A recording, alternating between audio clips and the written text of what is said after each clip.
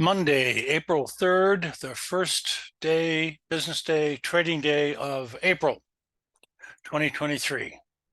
This is Market Analysis and Stan Ehrlich. Good morning.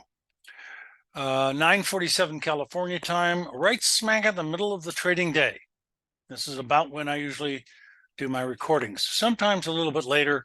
I like to see how things develop for a little bit longer, but I always start out with the stock market indexes, typically the SPY, S&P 500, which is obviously also good for trading the E-mini or the MES micro E-mini, if you are so inclined. We have overbought conditions this morning. This morning's rally got high enough, quick enough to generate the overbought condition on the custom relative strength index that I use. It's not exactly the same as Wells Wilder's original RSI. And that is a warning that the market is soon, could be today, could be a few days from now, probably this week, about to hit a high and about to have a downside correction. I believe very strongly that that is just exactly what is about to happen. The last time we got into the overbought territory was the top of the market back on February 2nd. The only time before that on this particular chart is going all the way back to August 15th, which was a fantastic, big, important top, also pressing against a major bear trend line during a bear market. My opinion, we do not have a bear market anymore. Since October 13th's fantastic Ehrlich reversal, bullish green strategy buy signal on October 13th, we have had lows that are higher than each other. And the third and the latest one was March 13th, 2.5 weeks ago, and it was oversold at the time. And we have had so far higher highs. The last time it was overbought. See how important these overbought and oversold conditions are? They work pretty darn well, but they're a little tricky. You just don't jump because my lines turn yellow. And that means that some point in time during that day, you're in overbought or oversold territory. It needs a little finesse. You need to know what you're doing. So, in a general sense, when you see yellow, you should be expecting the market to turn. If it's on a rally like now, today, we're going to turn down soon. If we were on a break or going down and you saw yellow, we'd be oversold and you should expect a rally. Whether it's in a bull market or bear market, it's irrelevant in either situation. Okay, enough said. I am basically bullish. I am expecting that during this month, we're going to be challenging or even making new highs ever since last September. And that would be above, we'll call it 419. And we're currently at 409, so it's only 10 points away. It's not like we're real far away from that. But where are we going to go down to in the next week? If we turn around today or during this week, it might take a week to come down to the minor downside dip or correction in the bull trend. And I think there's a chance, although a little bit farther than I'm thinking, 396.5. There's a gap there. Gaps are almost always closed, and they're like a black hole in space. They tend to suck the price action back into the gap. So, do we have correlation of the same kind of expectation, and that rhymed, with the DIA and the QQQ?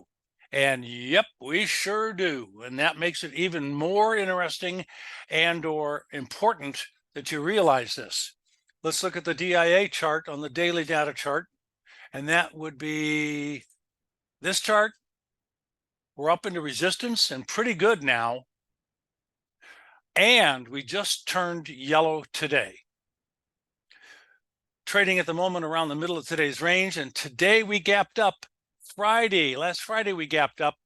So there are two gaps to close. I'm expecting the DIA to come down to about 329 and then turn back up again in that same ballpark price level, if not very exacting, and head back up in a new high ground. And this time up, we will probably be breaking the major bear trend line, which is probably drawn incorrectly here.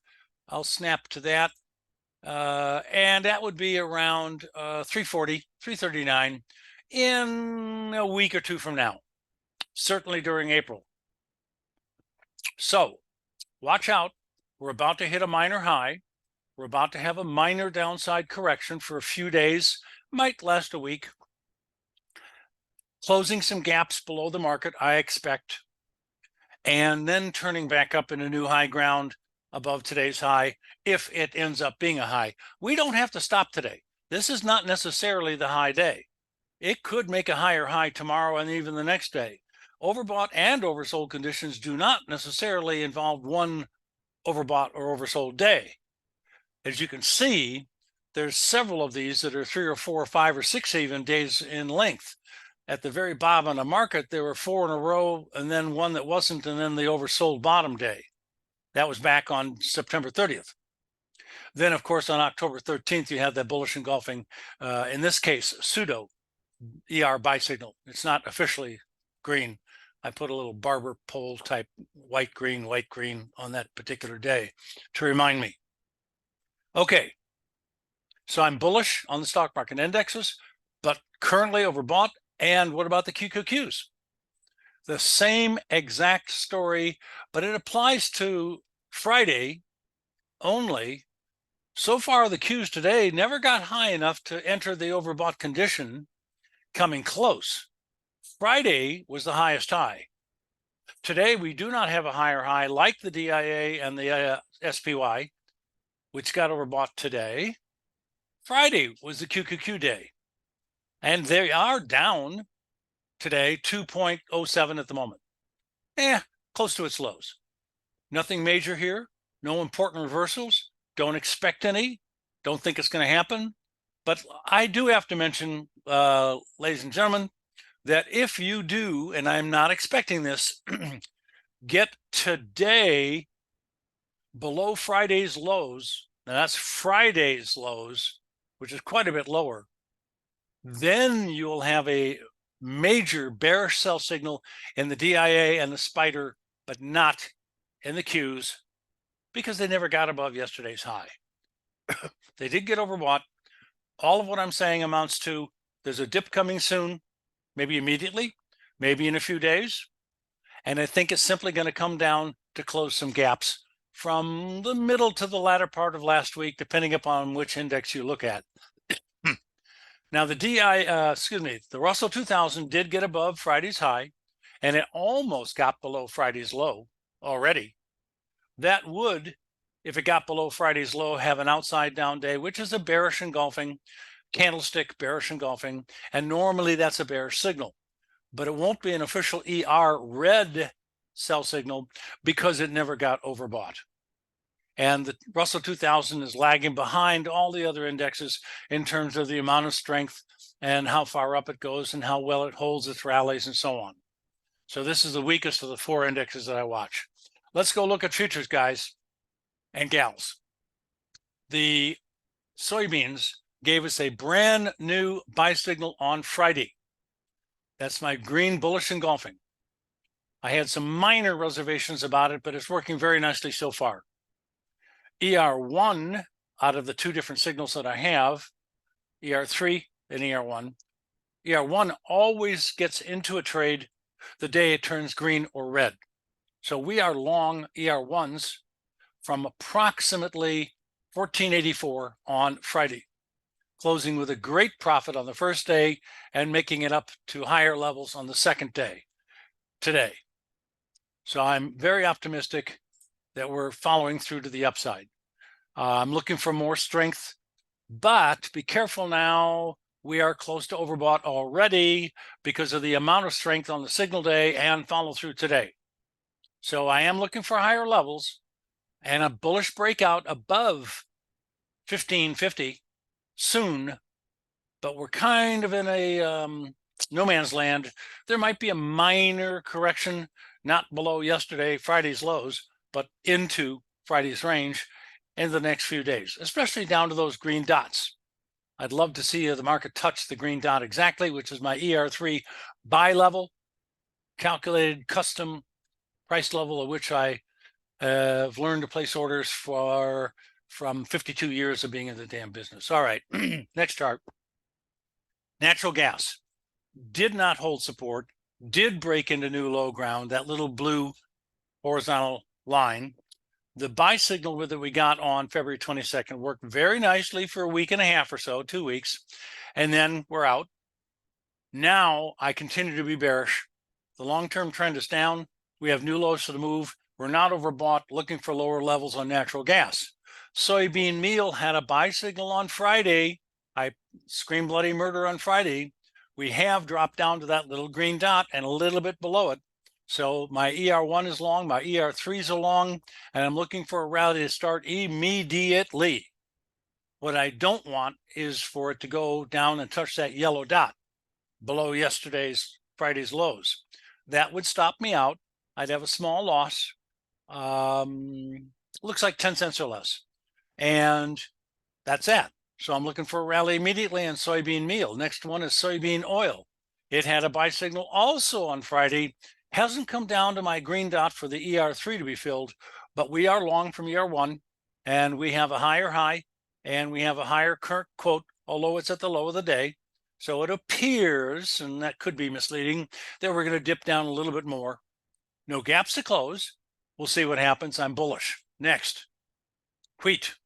We caught the bottom of the market on wheat a week ago. The market wheat hasn't really rallied that much that quickly, but I am looking for higher highs.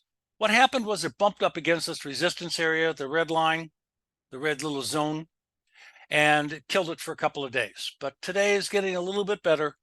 I think there's a good chance by the end of this week we'll be above this red zone, above 731, 32.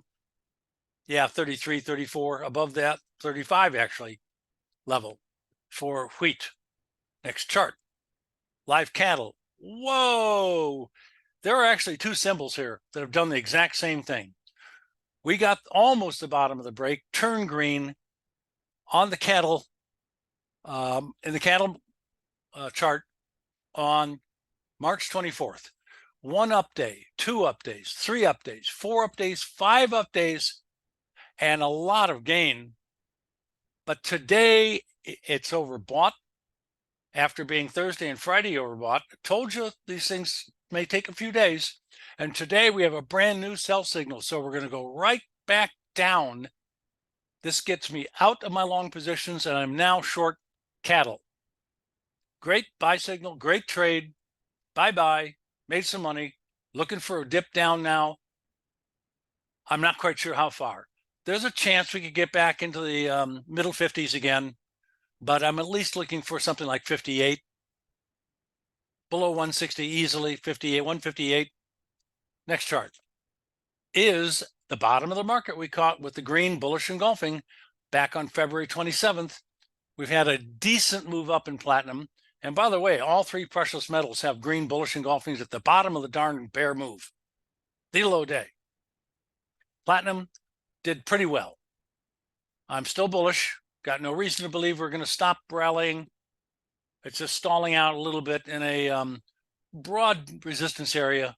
So let's see what happens next. Remember, our trailing stop, which you do not see on the screen, is constantly moving up when needed. Next chart is silver. Here's the second one. Wow. We caught the bottom of the break with the bullish engulfing ER buy signal. It went right up. A lot of people might say straight up, but that's not quite straight up, but close. And guess what? Today we've got a new ER bearish sell signal, which I hope is the top of the rally from green to red. Boom, boom. Don't see that quite as often as I'd like, but my system certainly does it. And here could be a great example of it. Ask me in a couple of weeks when we're lower, I hope, expect. So I'm turning bearish, looking for a break. Next one is gold.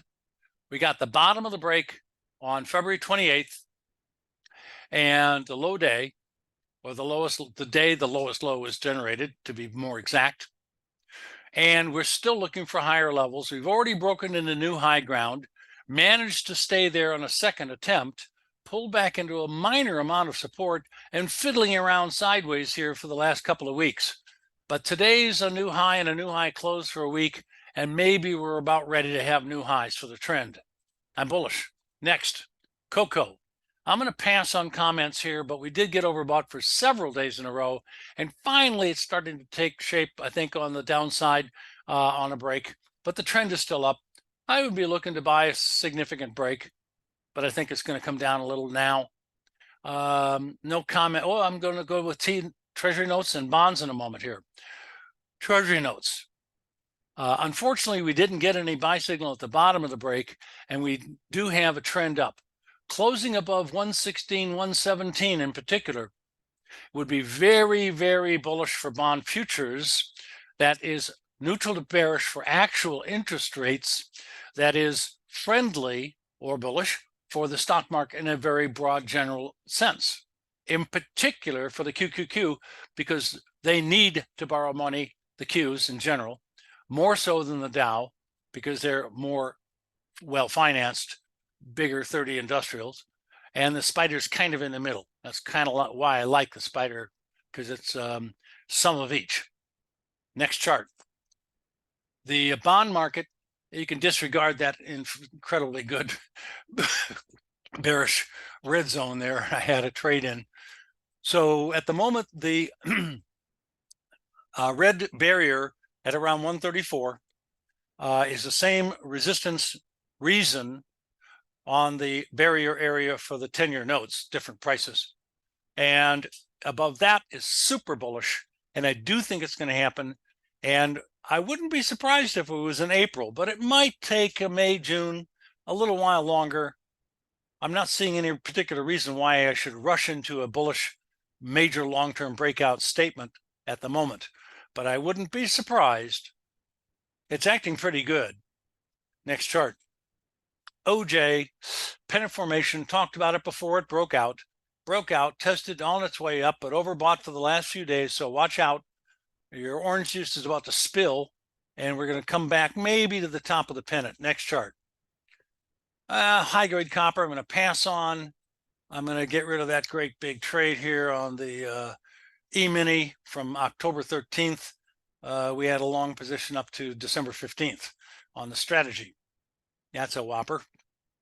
No buy signal at the bottom in this particular case, but it was oversold. And everything I said about the SPY at the beginning of the YouTube recording stands for the S&P E-mini, micro mini, etc.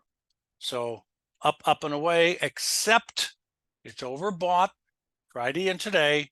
So watch out. We could have a minor dip here. Same reasoning for sugar. Overbought, look for a minor dip.